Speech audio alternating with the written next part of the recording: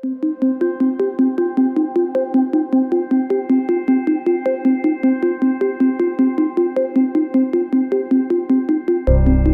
we're going to be talking about universities today and how they have become talent magnets, but much more than that.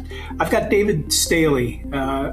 Professor Staley is a writer, designer, futurist, historiographer, presenter, educator, advisor, public intellectual, and he's been described as both an avant-garde scholar and eclectic academic. And he's all of those things. He's an associate professor in the departments of history and design at The Ohio State University, and someone we're very familiar with because Professor Staley gave a keynote at ICF's 2020 summit, and he blew a lot of people away, including myself.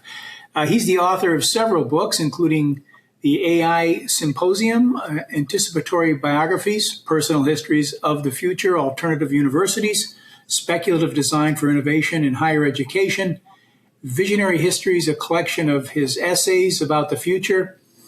He is the host of the Voices of Excellence podcast and president of Columbus Futurists, a local think tank. In 2022, he was awarded Best Freelance Writer by the Ohio Society of Professional Journalists for his Next Futures column with Columbus Underground. I did not know that. Well, today we're going to focus on another of his books, Knowledge Towns, Colleges and Universities as Talent Magnets. The book, which he co-wrote with Dominic Endicott, argues that higher educational institutions are crucial for attracting remote knowledge workers and fostering economic development in our post-pandemic era, in our strange and evolving era as well, with AI and local democratization taking shape. The book proposes a new model where colleges act as knowledge enterprises, becoming central to a community's identity and growth by creating a symbiotic, he refers to it as town-gown ecosystem, I love that draws talent and revitalizes local economies. We believe it's a roadmap for communities and universities to collaborate on building innovation and attracting people to live and to work in place. And these are ideas that are not unfamiliar to ICF. It's kind of where we live. David Staley, welcome to the intelligent community. Thank you very much, Lou. I'm just so delighted to be here. Well, it's great to see you. Thank you for that very, very generous introduction. Thank you. Well, I could go on and on, but it blows me away every time I think about what you do. And I didn't know about that award. Congratulations. Thank you. Okay, let's establish the concept of the knowledge town, one where colleges and universities are talent magnets as well as knowledge enterprises, which may be a phrase that our audience is unfamiliar with. So we wrote this book, Dominic and I, or at least the idea for it began right in the midst of the pandemic and the lockdowns, when it was become, well, first of all, many of us had the opportunity to be able to work from home, and what a number of knowledge workers were discovering in that year, 2020, even into 2021. Is that if they can work from home, that means that home could be anywhere. It didn't have to be where the office is. And so we saw, at least in the early days of the pandemic, and in some ways, I think this pattern has continued, is that a number of knowledge workers decided, I work for a Silicon Valley company, but I either can't afford or I don't like living here.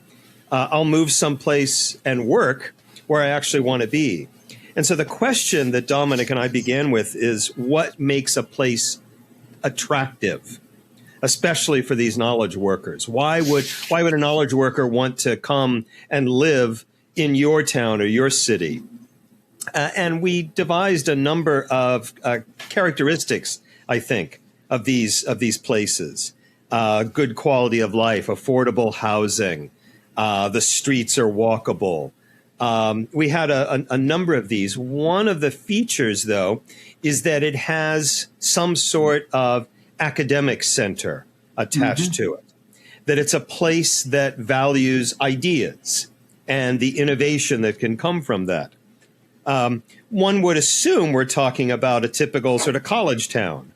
But one of the things that we argue in the book is that many colleges and universities don't necessarily play the role of a talent magnet. They're very good, for instance, they might be good at attracting undergraduates. But what we're talking about is being able to attract knowledge workers. Again, not just simply undergraduate talent, right. but talent as it's already been developed. And so it's a genuine economic proposition. It absolutely is, and we see the university, the College or University, working very closely with the city, with the economic development department, whoever that might be, to be very actively engaged as a talent attractor, and that's where we came up with the knowledge enterprise idea. We use that as a way, I think, to distinguish a traditional college or university and the sort of institution that we have in mind. So a knowledge enterprise can continue to do the same things that a college or university does. Have a business program, have intercollegiate football, have sororities and fraternities, but you also have these other attributes, and most of these focus around ways to attract talent to that area. I'm working on an idea right now that's sort of an extension of the Knowledge Towns idea, and it's the idea of stickiness. That is to say, a college or university can attract undergraduates. What are they doing to keep those undergraduates in the same place, rather than coming, getting education, and leaving and going someplace else? It's a huge issue, right? Because yes, you're educating all these people, you're creating this literal knowledge enterprise over the course of 4 or 6 years. Yes. And then you're losing the population. I mean, if 20% stay, that's a lot, isn't it, David? Wow. Some places would love to have 20%, I think.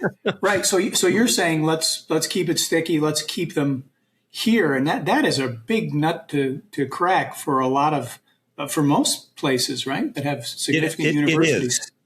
Yes, and part of the work I'm doing here is trying to disentangle what is it that makes a place or an institution, a university, sticky. Is it something that the institution itself can be doing, or is it something maybe that's outside of its control? Where are we located? What's the economic base which we're located in? But that also implies that maybe the role, the function of our college or a university is to help create the conditions to keep undergraduate or now alumni talent there and present. Right. And again, what we're talking about is a very different function of a college or university. It is. It also suggests that a level of collaboration is required, as you say, between the university, the political class, the private sector, and others. David, is there an example of how this can be done? Of a knowledge town. So, I think one of the observations that's been made about our book is that, well, you're just describing a big R1 institution in a major city, and so you're talking about a place like Ohio State, for instance. Well, that's obviously a knowledge town. You're not necessarily saying anything new. And I think an important part of the book is that we think that even smaller cities or secondary cities or even small towns can engage a knowledge town strategy, right? Especially around questions of like quality of life, for example. There's every reason to think that this is a strategy that works, again, not just simply on the coasts, but in other places. One of the first places I gave a book talk was in Fort Wayne, Indiana, which doesn't necessarily yet fit exactly the model of a knowledge town for reasons we can go into, but it is the city, as it turns out, is very much an attractor for talent. The person that invited me there said to me, my career was first of all in Manhattan, and then I went to Shanghai, and now we're here in Fort Wayne. And I said, I have to ask why. He says, well, I have a wife, and we have a family now. We wanted to have a nice house to be able to raise our kids, and we couldn't do that in these other places. And so I think that's the example of what we're talking about here. Though I can point to other instances if you'd like. Now, in that instance, David, that refers to a set of needs that people have at a certain stage of life. Yes. Where a place like Fort Wayne or Kingston, Ontario, or many of our intelligent communities, have a role. Is there? I have two questions, and first one: is there a way? I know you talk about this. Is there a way to scale that so that you get the critical mass of what I call the non-marquee name communities to be able to embrace that? Yeah, critical mass question. So one of the points that we make in the book is, I think, just because of the nature of cities or towns as complex systems, to affect big change, you don't necessarily need to have big programs. Yeah, that's the nature of nonlinear change in complex institutions. Even small changes can have outsized effects. And so one of the things that we focus on in the book is that these sorts of, turning into a knowledge town can be the result of one or two or just a few people engaging in one small change that has all sorts of feedback effects. So, for instance, deciding to make neighborhoods more walkable. Just that instance alone could start a flywheel effect. Yeah. Yeah, it is something like that, right? That all of a sudden, pushes the trigger or pulls the trigger on it. Now, the second part of that, though, David, that I really wanted to jump into is something that, increasingly we're talking more and more about, we're thinking more and more about, and we realize that we've lost a significant piece of it, and that is social trust. Because I suspect that people move to these towns, these smaller towns, these smaller places, small compared to New York where I live, or Singapore, for the same reason they actually go to church or join other community groups, and that is that the ultimate quest is to reshape communities and their knowledge enterprises for an economic and social equilibrium. A lot of that activity, I find, revolves around trust and social networks, right? And I'm not talking about Facebook groups or chat groups, that kind of stuff, because we know what Meta's intentions are with that stuff based on the recent court ruling. But within that context, David, you talk a lot about social capital incubators. I'm going to ask you what they are and how you build them or rebuild them for social interaction. But do you agree that social trust, I should say, social networks and trust are critical fuel for the kinds of things you're talking about? They are a form of knowledge, aren't they? Oh, unquestionably. And I think part of the reason that we focus so much attention as we did in the book is there's such a deficit of social capital and those bonds of trust in so many communities. And I think in part we wanted our book to address that particular problem. And again, it's part of the conditions that makes a place attractive to settle, a place attractive to live in, a place with large amounts, thick amounts of social capital are just a natural draw. Yeah. What we spoke with Dr. Sutherland in Sunshine Coast about the Australian ban on phones in schools for the under 16.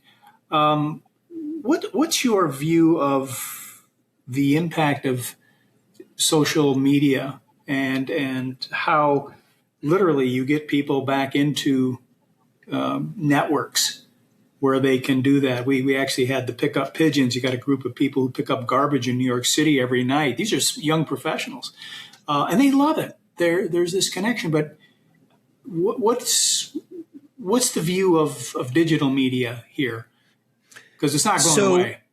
Well, no, it's not going away. But as you point out, a trend that we're seeing, and I don't know how sticky this is yet, But young people seem to be, if not turning away from social media, maybe they're less engaged with it, very deliberately, for all the reasons that we've just sort of laid out here, all the ills of social media. And what replaces that then is more actual connection. You began this segment by not dismissing Facebook, but that's not real social connection. And I absolutely agree.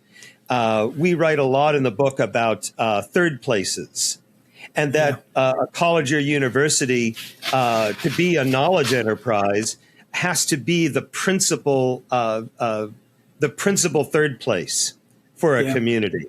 And there are very, very few colleges and universities today that play that sort of role. Yeah. Many of them put up either physical or metaphorical walls separating them from the rest of the community. I was doing some consulting with a college, let's say somewhere in the Midwest. I don't want to say where it exactly is, but they very deliberately put up physical walls between their campus and the surrounding community. Wow. And what we're saying is that to be a knowledge enterprise, your relationship to the surrounding community is much more porous, and that people on campus are not just student and faculty, but they're also members of the community as well. Yeah. And in lieu of an institution, an academic institution, what is the knowledge center in a place? Where would you look when you talk about, or you write about, micropolitan areas that may not necessarily have 62,000 people at Ohio State don't have that? Right. And it doesn't have to be, a 62,000 student university. We talk a lot in the book about micro colleges, which we drew from the Alternative Universities book that I wrote. But the idea of a college being, maybe 100 people. Mm-hmm. And in a way, the way colleges were in this country in the 19th century, most of them were on the order of, dozens or maybe 100 or 150 students. And so for places that don't have an academic institution, we recommend thinking about forming a micro college as a particular sort. Our initial title for this book was A College in Every Town. Mm-hmm. And the publisher said, well, we're not crazy about that. How about we call it college towns? And we said, no, because that's not exactly what we're talking about. And it turns out it was Dominic's son that said, why not call it knowledge towns? And we said, we have to trademark that. Yeah. All right. So, and the kid gets, a dinner, right? For that. Exactly. We've got about a couple of minutes left, unfortunately, because you and I could go on for a long time. I want to, David, I want to talk to you about the summit, but in Ohio in October, of which you'll be a central part. But more importantly, the theme that we've chosen, which I have a little bit of an issue with, even though, I was part of the decision-making process and kind of kicked that off, which is, we call it Midwest Rising. And 10 seconds after I did that, I said, oh, Jesus, there's a New Yorker being condescending to the Midwest. The Midwest has risen, hasn't it? And if so, if you agree with that, or if it is, at a point now where it's doing the kinds of things you're talking about, where does Ohio in the Columbus area play? Dominic, your colleague called Ohio a hinge state. What will people see? What will they learn about Ohio itself when they're out there in October? So, if Ohio is at all representative of the Midwest, I think that they will get both the innovation, but also some of the challenges that we face. So if we take Ohio, for instance, as a state, we can point to a burgeoning biotech industry here. I'm not ready to pronounce us as, Biotech Valley or, the Silicon Valley of biotech, but it's becoming quite an important sector, I think, of Ohio's economy. That said, Columbus is, I think, the only city that is certainly over the last decade and a half, the only city that's really thriving. And I think Columbus really is an example of the Midwest Rising. Sure is. Again, I would not want that to paper over some of the challenges that we face. Columbus is unique in some ways in the Midwest. It never has been a Rust Belt city, unlike Cleveland, let's say, or Pittsburgh, Toledo, Detroit.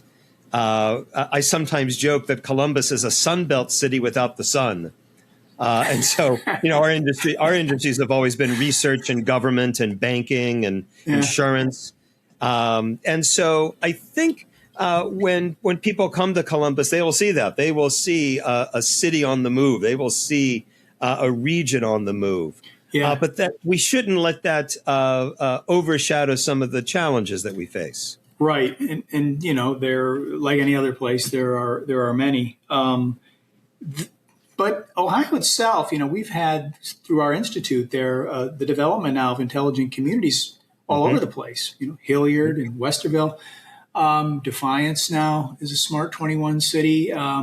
People say, "What? Where are these places?" But to your point earlier, where any place can be home, and the reasons people choose these places. Ohio has a soul. You can slip into it very comfortably and become a part of it. Do you agree that there's an animating factor in Ohio that maybe translates into some of the things that you talk about? I do, yes, and I think it gets expressed in lots of ways. I'll talk about my city. Columbus is sometimes called Test City, USA. Yeah, meaning new products and especially food tends to be tested out here for reasons I think maybe we're demographically bland or at least demographically median. But being called Test City USA really shows that in many ways this is where innovation happens. Yep. And innovation isn't necessarily just the next app. The other thing I like to say about Ohio and my city in particular is if you want to live in a city, it's a great place to raise a family, which you can't always say about a lot of cities, I think. Right. I love Chicago. I'm not certain that we were able to raise our kids the way that we can here in Ohio. Mm-hmm. Yeah, good point. And I know, it's interesting because I notice New York now is trying to evolve into a family-friendly city as well, taking a lot of principles that they would find, in Ohio, but also in your book. Especially at the neighborhood level. Yes, exactly. Yes. In a sense, think of a city as a collection of neighborhoods. Yeah. Yeah. And New York has always had that strength. Yes. Knowledge towns, colleges and universities as talent magnets. You're the guy. You're the author. There it is. Just in 30 seconds, David. When you think about intelligent communities and the movement that you're integral part of, where do you see us headed? So maybe I will give a little bit of a teaser for the talk I will give in October. Because I want to talk about cities or regions as scenes. And so I guess I want to talk about the transition from smart to intelligent to a scene. A scene. Okay. That is a teaser. We're going to create a scene. We're going to make a scene with Professor David Staley. And you look like David Lynch, admittedly, right? So we're going to... And I'll tell you, you're always a good show. I loved listening to you. I could listen to you for hours. So I really appreciate you coming today. I know you got things you got to get to, but it's great to see you. And we'll do this again. Thank you very much, Lou. Thanks very much. That was Professor David Staley, and he will be at the Columbus Summit in October.